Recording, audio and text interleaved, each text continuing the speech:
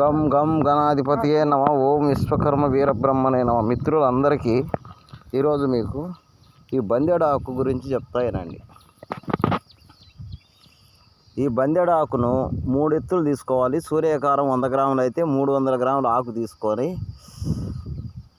కళాయిలో వేసేసి ఇనప బాండీలో వేసేసి ఈ ఆకును గ్రాసం ఇస్తే మీకు సూర్యకారం కట్టుతుంది.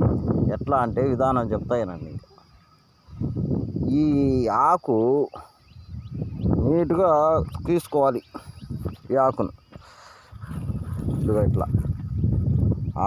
ఇట్లా పీక్కొని ఆకులు పీక్కొని తీసుకొని ఇట్లా ఆకులు పీక్కోండి. ఇట్లా తీసుకొని ఒక 100 గ్రాములు సూర్యకారం కరిగించండి. ముందు ఇనప బాండీలో కరిగించిన తరువాత ఈ ఆకును 3 ఎత్తులు అంటే 300 గ్రాములు ఈ ఆకు గ్రాసం ఇవ్వండి. గ్రాసం ఇచ్చి ఒక ఇనపది ఏదన్నా గంటె లాంటిది లేకుంటే ఒక సలాకు లాంటిది పెట్టి అట్లా తిప్పుతూ ఉంటే సూర్యకారము కట్టుద్ది. బాగా మంచి కట్టది. ఈ సూర్యకారంలో మనం ఏ పాషాణాలు పెట్టి కట్టుకున్నా కట్టుకోవచ్చు అన్నమాట. అట్లా అన్నమాట. దీంట్లో శంకు కట్టచ్చు, పోతే తాళకము కట్టచ్చు, సవీరము ఈ తాళకము మనిషిల ఇలాంటివన్నీ కడతాయి అన్నమాట.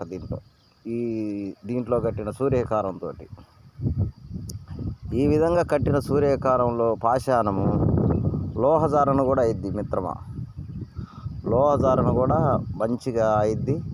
ఈ విధంగా లోహజారణ చేసుకోవటానికి గిండీలు కావు, బాగుంటుంది. ఈ విధంగా చేసుకోండి మిత్రం ప్రతి ఒక్కళ్ళు. ఆ విధంగా మీరు చేసుకుంటూ ముందుకు పోతే బాగా మంచిగా సూర్యకారం కట్టుద్ది. మీకు ఏది నచ్చితే అది చేయండి.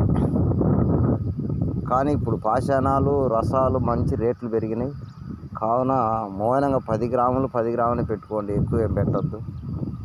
అది ఓకేనా. విశ్వకర్మ అవగాహన వీడియోస్ మిత్రమా. ఓకే.